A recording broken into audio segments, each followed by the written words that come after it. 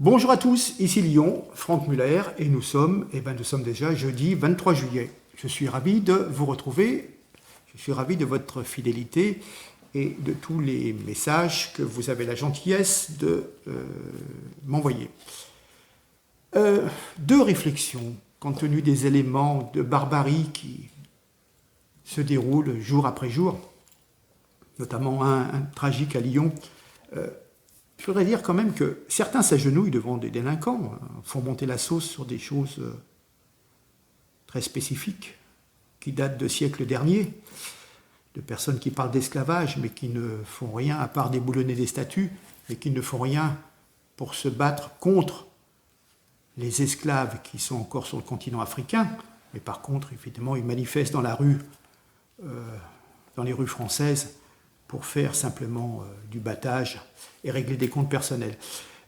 Donc, pauvre France, certains s'agenouillent devant des délinquants, des violeurs, mais ne crient pas au meurtre des innocents, car tous les jours, des Français de base, tranquilles, des travailleurs, des gens sans histoire, sont victimes d'incivilité, bien sûr, de barbarie, et de coups de couteau, et de sabres, et de choses comme ça. Donc c'est la France des collabos mondialistes, des écolos collabos mondialistes. Alors, je crois que le maire de Lyon, le nouveau maire de Lyon écolo, non seulement ne s'est absolument pas ému de...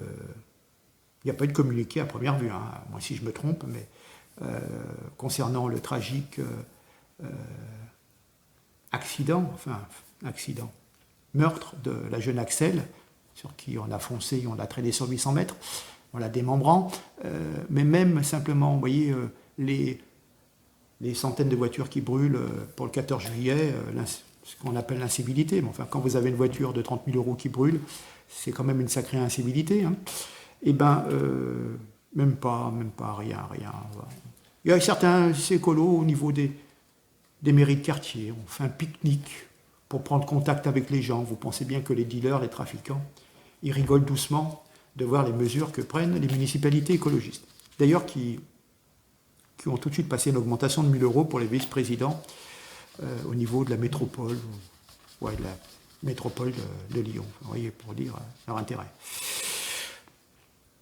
Et oui, un texte, une question, interpellez-vous, posez-vous la question, renversons la situation. Combien d'années de prison prendrait un Français qui tuerait une femme voilée en la traînant sur 800 mètres et en la démembrant? Combien de temps les médias en parleraient, ne dirait-on pas qu'il s'agirait d'un acte islamophobe odieux? On est bien d'accord.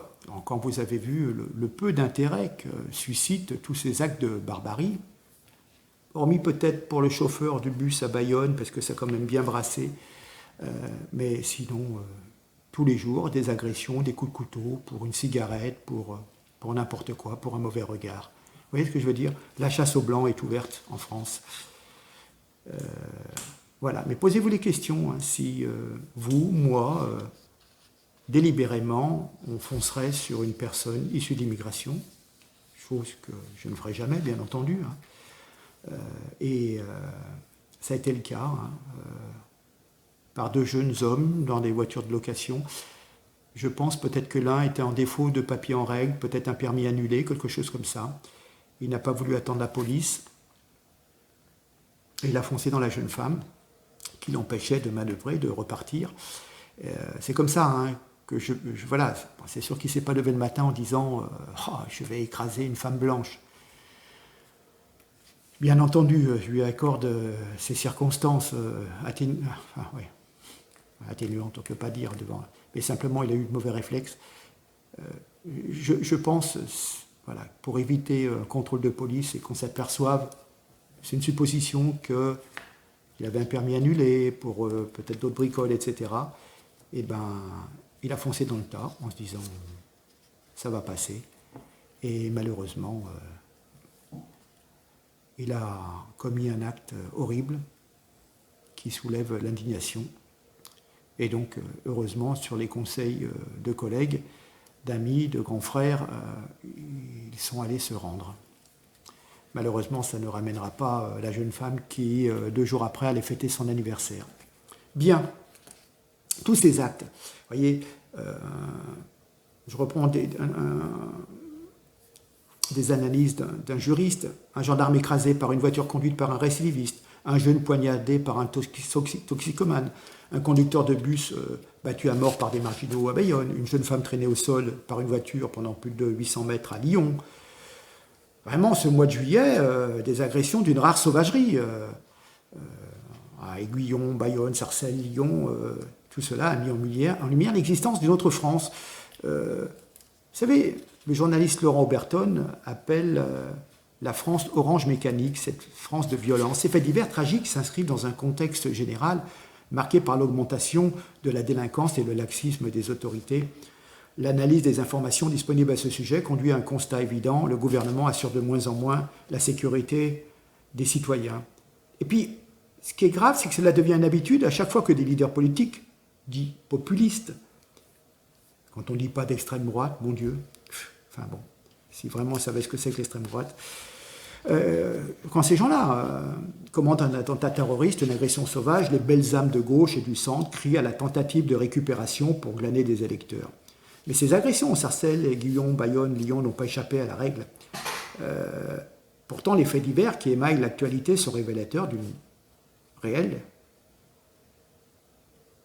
cruelle réalité. Notre pays est de moins en moins sûr. Les réponses qu'apportent les autorités à la délinquance ne sont pas à la hauteur. Les chiffres que je vais vous présenter en témoignent. Les chiffres de la délinquance recensée sont en hausse, simplement pour celle qui est recensée, qui est suite à des dépôts de plainte. Le bilan de la politique sécuritaire du gouvernement mené par Édouard Philippe est loin d'être flatteur. Bien au contraire, de nouveaux indicateurs de l'évolution de la délinquance sont au rouge.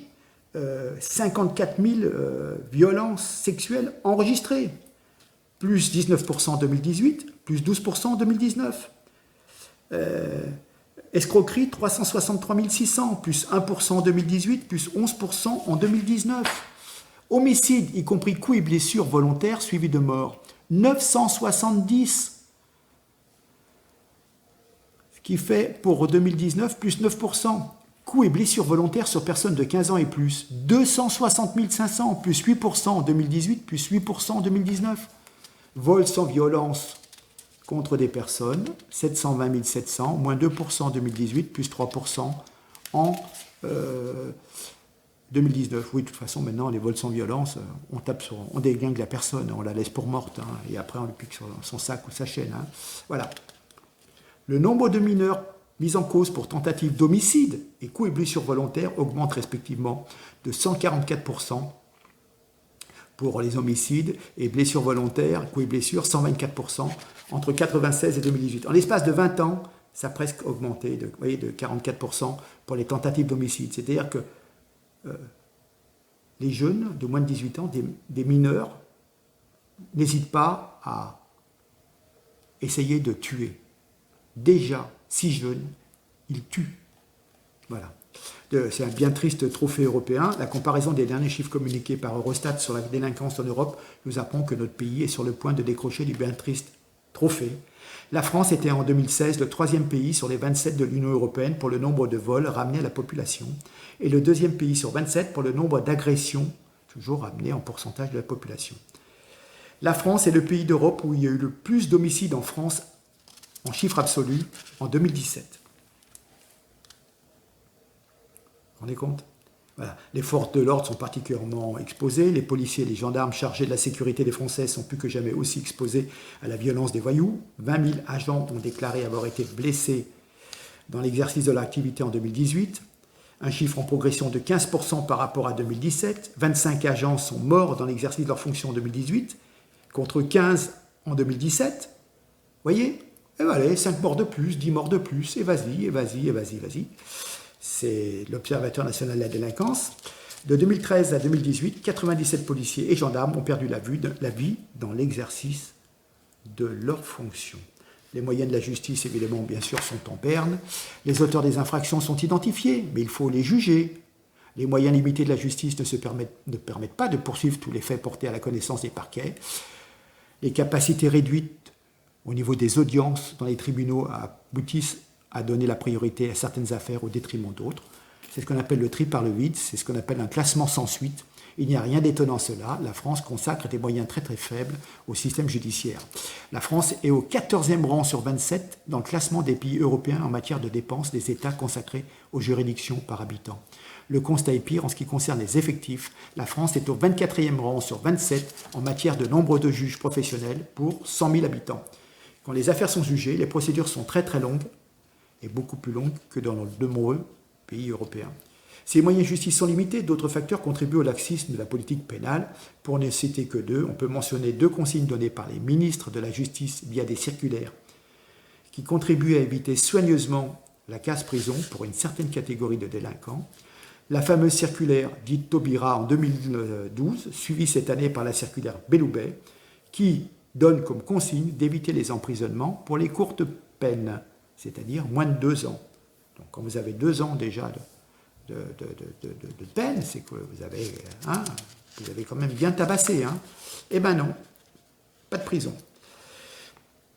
Alors si vous voulez, en fin de compte, la priorité donnée à l'éducatif sur le répressif aboutit à faire de la France un pays de cocagne pour les délinquants mineurs, de plus en plus souvent étrangers, où ce sont des faux mineurs qui se baladent sans papier et qui se font passer donc, pour des mineurs, ce qui fait qu'ils bénéficient des largesses de l'État, de la faiblesse de l'État, et ils évitent la prison, bien sûr. Alors que les moyens alloués à la justice ne permettent pas d'apporter une réponse pénale à de nombreux faits de délinquance, l'emprisonnement des individus jugés dangereux pour la société est beaucoup moins important en France que chez nos voisins. Et voilà, et je suis souvent dérangé. Je reprends le fil de mon propos. Je vous disais que la France, compte tenu de ses faibles moyens, est en 20e position dans le classement des pays européens en matière de capacité d'accueil des établissements pénitentiaires, quand on dit qu'il fallait faire construire des places de prison, avant même la libération de près de 10 000 détenus, voire même 12 000, 13 000, par décision du ministre de la Justice en mars dernier, à cause du Covid, la France est le 12e pays sur les 27 de l'Union européenne pour le nombre de prisonniers ramenés à la population. Alors que le candidat Macron projetait de faire construire d'ici la fin de son mandat 15 000 places de prison, l'objectif a été revu à la baisse et il semblerait qu'on veuille en construire 7 000, mais seulement l'année prochaine. Vous voyez, depuis 2017, c'est bien la volonté de surtout ne rien faire. Donc évidemment, bien entendu, des zones de non-droit qui gangrènent le territoire. Au-delà de cette délinquance diffuse pour laquelle la réponse répressive est bien faible, ce sont des parties entières du territoire qui font une espèce de partition. Et malgré et en dépit de ces dizaines de milliards déversés dans le cadre de la politique de la ville, on a, d'après un criminologue qui s'appelle Xavier Offert, qui évalue à une centaine le nombre de quartiers hors de contrôle, où l'ordre au quotidien dépend des voyous, des gangsters qui font régner la loi du silence. Mais la priorité du gouvernement, évidemment, c'est l'immigration. C'est-à-dire, il fait, ce gouvernement, une de ses priorités, sans revendiquer ouvertement, mais il joue la cause de l'immigration. Les étrangers dans les prisons représentent 22% des détenus, alors qu'ils ne représentent officiellement que 6% de la population totale en France. Selon un avis parlementaire publié en 2014, 60% de la population carcérale en France, c'est-à-dire 40 000 détenus, peuvent être considérés comme de culture ou de religion musulmane. C'est une enquête parlementaire de 2014. C'est pas moi, raciste, facho, ce que vous voulez, qui, voilà, c'est quand vous allez dans une prison, malheureusement, voilà. Non, mais c'est pas de leur faute, c'est de la faute de la société, voilà. L'école gratuite, les soins gratuits, etc., mais ça suffit pas. Il faut leur verser 2 000 € par mois pour qu'ils se restent tranquilles. Enfin bref, je vais vers la parenthèse. 60% de la population musulmane. Et puis Éric Dupond-Moretti est dans la lignée de Belloubet. Il y a un effet rebond de la criminalité en raison de la fin du confinement. Et puis avec la libération anticipée de milliers de détenus, nous avons vu qui, à peine sortis, se sont baladés avec des couteaux de 30 cm et ont tué des personnes. Quand on voit les premières déclarations du nouveau ministre de la Justice en visite à la prison de Fresnes, cela s'inscrit vraiment dans la continuité de son prédécesseur. Il se réjouit, on est dans des taux d'occupation dans la prison de Fresnes qui sont historiquement bas, et c'est sans doute le chemin qu'il faut poursuivre. En tout cas, c'est ma conviction. Donc il a été évidemment applaudi par les détenus, tout contents, parce que, bah oui, il faut faire de la place dans les prisons, donc on va relâcher les criminels, les assassins, les violeurs. Hein. On aimerait un ministre de la Justice applaudi par les victimes, hein, parce que c'est d'abord des victimes qu'il faut s'occuper. Un ministre qui, avant sa nomination, s'était quand même déclaré favorable au rapatriement des djihadistes français partis combattre dans les rangs de l'État islamique, et qui, accessoirement, ces djihadistes pourront, une fois libérés bien sûr, se livrer au prosélytisme religieux et plus s'y affinités et recommencer des attentats. Et puis, en dépit d'une délinquance qui progresse, les forces de l'ordre sont de plus en plus entravées dans leur action par l'idéologie droit de l'homme, victimaire. L'usage de la force et de l'autorité apparaît parfois mal à propos, excessif avec les gilets jaunes, très très excessif, et très très insuffisant avec les black blocs et les racailles, quand il ne faut pas mettre le genou à terre devant la bande à Traoré.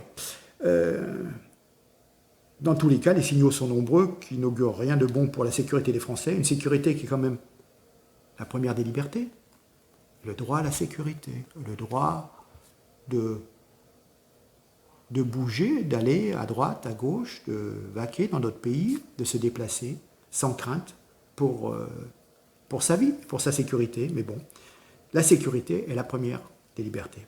Tant que le gouvernement n'en fera pas une priorité et qu'il ne s'en donnera pas les moyens, tous les discours du monde, déclamés avec la plus grande éloquence, même celle de Dupond-Moretti, eh ben ça ne changera rien. Et rien n'a changé.